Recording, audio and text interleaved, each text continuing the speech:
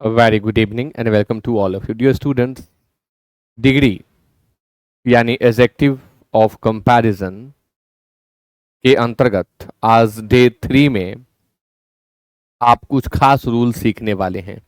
जो लोग regular viewers हैं, जो हर वीडियोस को देख रहे हैं या हर क्लास में प्रीमियर्ड लाइव में जुड़ रहे हैं, उन्हें सारी चीज़ें अप टू डेटेड मिल रही हैं। जो लोग केवल वीडियो देखते हैं वे भी अच्छे से तैयारी करेंगे, चिंता की कोई बात नहीं। आप लगातार देखते रहें और जो भी होमवर्क मैं इसमें दे रहा हूँ उसे आप ज़रूर बनाएं, तो आपका ग्रामर काफ़ी स्ट्रांग हो जाएगा। यदि आप चाहते हैं कि हर चैप्टर को डिटेल्ड पढ़ें और चैप्टर वाइज असाइनमेंट सॉल्व करें, उन असाइनमेंट का वीडियोस प्राप्त करें, तो इसके लिए आपको पेड कोर्स लेना होगा। आप गूगल प्ले स्टोर से apex institute Chhapra app download कर लेंगे और इसमें बहुत सारे कोर्सेज हैं जिनमें से आपको एक सेलेक्ट करके और परचेज कर लेंगे। आपकी पढ़ाई काफ़ी डिटेल्ड में हो जाएगी। अभी रेनन मार्टिन की बुक को एज इट इज़ मैं एक्सप्लेन कर रहा हूँ। तो डिग्री डे 3 में कंपैरिजन ऑफ एडजेक्टिव के डे 3 में पॉइंट नंबर 83 आपके सामने है, जिसे मैं एक्सप्लेन करूंगा। इसके आगे भी जो चीज़ें आएंगी उन्हें मैं आपको बताने जा रहा हूं। आइए देखते हैं। 83 में ये कहते हैं the comparative in E R the comparative इन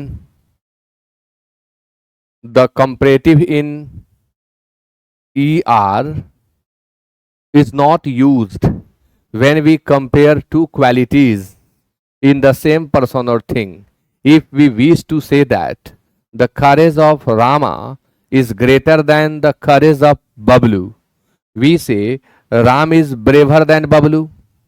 हमें दो लोगों के ब्रेव के स्टेट को व्यक्त करना है या दोनों की ब्रेवरी को व्यक्त करना है। हम राम के ब्रेवरी की तुलना बबलू से कर रहे हैं, तो यहाँ हम कंपैरेटिव डिग्री ब्रेवर का यूज कर रहे हैं।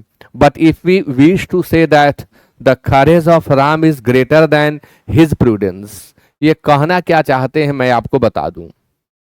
जब आप दो व्यक्ति, दो वस्तु या दो एनिमल की तुलना उनके क्वालिटीज, किसी एक क्वालिटी को व्यक्त करते हुए करते हैं, तो ज़रूरत के आधार पर कभी आप कंपैरेटिव बनाने में ई आर का इस्तेमाल कर लेते हैं, तो कभी मोर का इस्तेमाल कर लेते हैं। जैसे मोहन सोहन से अधिक लंबा है, Mohan is taller then Sohan. लेकिन जब एक ही व्यक्ति के लिए यूज किए गए दो क्वालिटी के बीच तुलना हो, तब पहले एडजेक्टिव के पहले मोर का यूज करेंगे, ई आर का यूज कभी नहीं करेंगे। यह one of the most important rules of English grammar जो बहुत कम लोग जानते हैं, वही ये चर्चा यहाँ पर कर रहे हैं। मैंने आसान शब्दों में आपको बता दिया। अब देखिए एग्जाम्पल क्या देते हैं ये। Rama is more brave than prudent. अब राम के लिए दो क्वालिटी वाले शब्द यूज किए गए, एक शब्द ब्रेव, दूसरा शब्द प्रूडेंट। ब्रेव और प्रूडेंट दो शब्द यहां दिए गए, लेकिन अब यहां ब्रेवर क्यों नहीं लिखा गया? क्यों? कारण क्या है ब्रेवर नहीं लिखने के पीछे?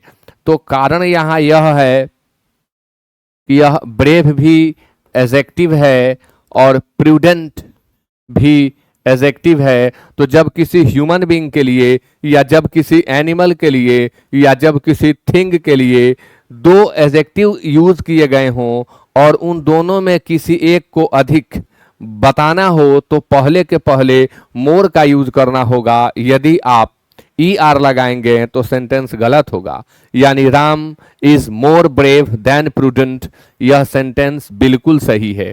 इस पर एक इजी एग्जाम्पल दे रहा हूं जिससे आपका कॉन्सेप्ट क्लियर हो जाएगा। मैं कहूं Rishu is taller then wise. Rishu is taller then wise. हो सकता है कि यह सेंटेंस आपको करेक्ट लगे, लेकिन यह इनकरेक्ट है। क्यों यह सेंटेंस इनकरेक्ट है? इसके इनकरेक्ट होने के पीछे कारण क्या है? यह इनकरेक्ट क्यों हो जा रहा है? यह इनकरेक्ट इसलिए हो जा रहा है क्योंकि यहाँ हम रीशु के लिए जो दो शब्द यूज किए हैं, दो एडजेक्टिव यूज किए हैं, उनमें एक टॉलर है और दूसरा क्या है, वाइज है। ये दो एडजेक्टिव, यानी हम रीशु की तुलना अगर राजू से करते, रीशु की तुलना अगर मोहित से करते, अगर अमृत से करते, तो हम टॉलर लिख सकते थे। लेकिन हम रीशु के ही दो क्वालिटीज के बीच तुलना कर रहे हैं और ऐसी स्थिति में हमें इस तरह से लिखने का कोई अधिकार नहीं है। यहाँ हम ग्रामर के रूल को ब्रेक कर रहे हैं ऐसा लिख करके। अब हमें मोर का ही प्रयोग करना होगा, तो हम लिखेंगे मोर टॉल। याद रहे, यह आपको अटपटा लगेगा कि क्या लिख रहे हैं sir, Rishu is more tall than wise, लेकिन यही सही है, यही होगा। जब किसी व्यक्ति के दो एडजेक्टिव के बीच में तुलना दी गई हो, तब पहले एडजेक्टिव के पहले मोर लगाएंगे, भले ही वह सिंगल सिलेबिक क्यों न हो। आगे बढ़ते हुए नेक्स्ट 84 पॉइंट नंबर 84 आपके सामने।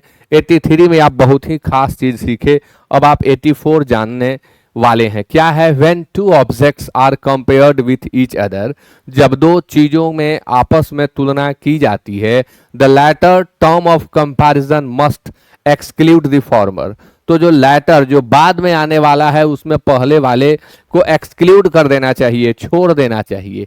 As iron is more useful than any other metal, if we say iron is more useful than any metal, if we say iron is more useful than any metal, that is the same thing as saying iron is more useful than iron। बताना, ये थोड़ा घुमा के बोलते हैं, मैं आपको स्पष्ट कर दूं कि ऐसा कहना गलत है। Iron is more useful than any metal, देखिए दैन के बाद एनी, दैन के बाद मोस्ट, दैन के बाद सम, या दैन के बाद आप ऑल देखें तो उसे काट दें, वह गलत होता है। दैन के बाद एनी अदर होगा, दैन के बाद ऑल अदर होगा, दैन के बाद मोस्ट अदर होगा और दैन के बाद सम अदर होगा, जो कि यहां ये बता चुके हैं आपको कि iron is more useful than any other metal. जैसे he is taller than most boys, यह कहना गलत है, he is taller than most other boys कहना होगा, ये आप ध्यान रखेंगे। आगे बढ़ते हैं, अब इरेगुलर कंपैरिजन आप सीखने जा रहे हैं। अब आपको जानना होगा यह इरेगुलर कंपैरिजन क्या है भाई, which one is called irregular comparison, किसे हम इरेगुलर कंपैरिजन कहते हैं जी। इरेगुलर कंपैरिजन, एक तो कंपैरिजन रेगुलर होता है, यानी वे एडजेक्टिव जिनमें हम ER और EST जोड़ करके कंपैरिजन बनाते हैं, कंपैरिजन करते हैं, उन्हें रेगुलर कहा जाता है। या जिनमें मोर या मोस्ट हम पहले ऐड करके उनका कंपैरेटिव और सुपरलेटिव फॉर्म करते हैं, उन्हें रेगुलर कंपैरिजन के अंतर्गत रखा जाता है। लेकिन जिनमें ये दोनों ट्रिक काम नहीं करते, वे इरेगुलर कंपैरिजन के अंतर्गत आते हैं। तो ये कहते हैं the following adjectives are compared irregularly, that is अर्थात their comparative and superlative are not formed from the positive, यानी इनका कंपैरेटिव और इनका सुपरलेटिव इनके पॉजिटिव से बना नहीं होता है। जैसे गुड और वेल का कंपैरेटिव डिग्री बेटर होता है और इसका सुपरलेटिव डिग्री बेस्ट होता है। अब क्या गुड में ER जोड़ने से बेटर बना? नहीं। क्या वेल में ER जोड़ने से बेटर बना? जी नहीं। वैसे ही बैड, इविल और इल का कंपैरेटिव डिग्री वर्स होगा, सुपरलेटिव डिग्री वर्स होगा। लिटिल का लेस या लेसर होगा और लिस्ट होगा। मच का कंपैरेटिव डिग्री मोर और मोस्ट होगा। मेनी का कंपैरेटिव डिग्री भी मोर होगा या मोस्ट होगा। लेट का कंपैरेटिव डिग्री लेटर, लैटर होगा। लेटेस्ट और लास्ट होगा। यानी ये जो कंपैरेटिव बन रहे हैं ये पॉजिटिव से नहीं बन रहे हैं। नेक्स्ट है ओल्ड का ओल्डर और एल्डर होगा। मैं मानता हूं कि ओल्ड में ER जोड़ देने से ओल्डर बन गया, लेकिन क्या ओल्ड में ER जोड़ देने से एल्डर बन गया? जी नहीं। तो ये क्वाइट डिफरेंट वर्ड्स हैं। ओल्ड का कंपैरेटिव डिग्री ओल्डर भी होगा, एल्डर भी होगा, ओल्डेस्ट भी होगा और एल्डेस्ट भी होगा। वैसे ही फार का कंपैरेटिव डिग्री फारदर भी होगा, फारदेस्ट भी होगा। कंपैरेटिव और सुपरलेटिव, यहां पर मिस्टेक है। ये शब्द है नाई, नायर एंड नाइएस्ट। नेक्स्ट भी इसका यूज किया जाता है। फोर का फॉर्म और फोरमोस्ट और फर्स्ट।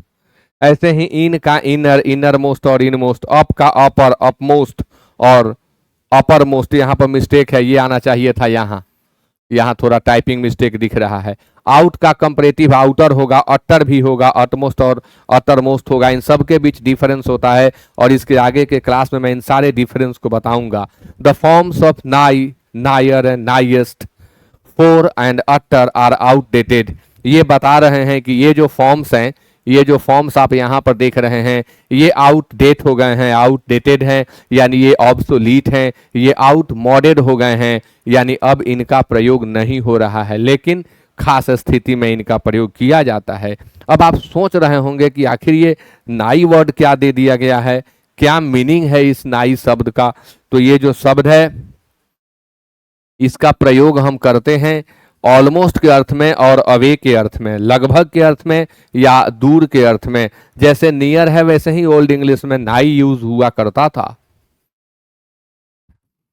86 नंबर पॉइंट है, the double forms of the comparative and superlative of the adjectives given in 85 are used in different ways. जैसे अब आप सीखने वाले हैं कि लेटर, यहां टाइप मिस्टेक है ना, LATER होगा,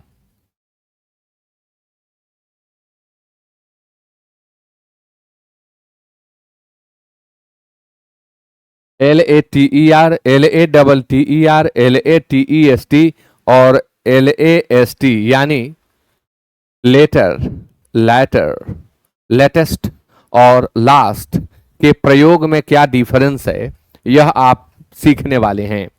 तो कहा जाता है later, later and latest refer to time, later and last refer to position. ये दो बातें याद रखें। लेटर और लेटेस्ट का प्रयोग जहां टाइम की चर्चा हो रही हो वहां करते हैं। लेटर और लास्ट का प्रयोग पोजीशन यानी क्रम की चर्चा में करते हैं। इसको आसानी से समझने के लिए मैं आपको इसका हिंदी समझा देता हूं। लेटर शब्द का प्रयोग हम बाद में के अर्थ में करते हैं, लेटेस्ट का प्रयोग हम नवीनतम के अर्थ में करते हैं। लेटर का प्रयोग हम बाद वाला यानी जो क्रम में बाद में आए उसके लिए लेटर, और लास्ट का प्रयोग हम अंतिम के अर्थ में करते हैं, यानी हिंदी अर्थ से भी बहुत कुछ क्लियर हो जाएगा।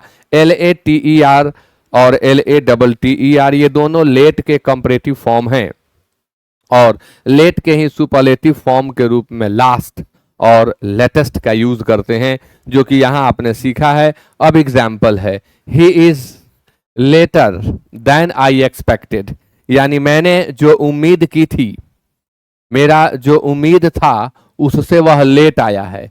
मैंने उम्मीद किया था कि वह 10 बजे आएगा, लेकिन वह तो आया 10 बजे के बाद। तो टाइम की यहाँ चर्चा हो रही है, यानी मेरे उम्मीद से बाद में आया, तो टाइम की बात हुई, इसलिए लेटर फील किया गया। I have not heard the latest news, मैंने लेटेस्ट न्यूज को हर्ड नहीं किया है, मैंने नहीं सुना कि हाल ही की खबर जो है वह क्या है। मैं आपको बताऊं कि न्यूज़ के लिए, फैशन के लिए, कोई भी जो ट्रेंड चल रहा हो उसके लिए, या कमेंट्री में जब स्कोर पूछा जाए उसके लिए हमेशा आप लेटेस्ट का ही यूज़ करेंगे। नेक्स्ट है, the latter chapters are lacking in interest, यानी जो बाद वाले चैप्टर्स हैं, यानी किसी किताब को दो पार्ट में बांट दिया गया, कुछ को फॉर्मर चैप्टर्स कह दिया गया और कुछ को लैटर कह दिया गया। स्टूडेंट्स आप ये याद करेंगे कि फॉर्मर का अपोजिट वर्ड होता है लैटर। जो फॉर्मर चैप्टर्स थे वो तो इंटरेस्टिंग थे, लेकिन जो लैटर चैप्टर्स हैं यानी जो बाद वाले चैप्टर्स हैं वे इंटरेस्टिंग नहीं हैं। The last chapter is carelessly written, और जो अंतिम चैप्टर है इसमें एक आएगा वह केयरलेसली राइट किया गया है। Hours is the last house in the street, यानी हमारा घर इस स्ट्रीट में लास्ट वाला है, यानी अंतिम है। तो यहां पर लास्ट, यहां पर भी लास्ट, यहां लेटर, यहां आप देख रहे हैं लेटेस्ट, और यहां आप देख रहे हैं लेटर। यहां ये स्पष्ट कराए आपको कि हम कहाँ यूज करेंगे इन शब्दों का। आइए आगे बढ़ते हैं। अब चर्चा होने वाली है एल्डर, ओल्डर, एल्डेस्ट, ओल्डेस्ट की, और इसके बाद मैं आपको पढ़ाने वाला हूं फारदर और फर्दर। फिर चर्चा होगी नियरेस्ट और नेक्स्ट की, और फिर इसके ऊपर एक्सरसाइजेज आ जाएंगे। तो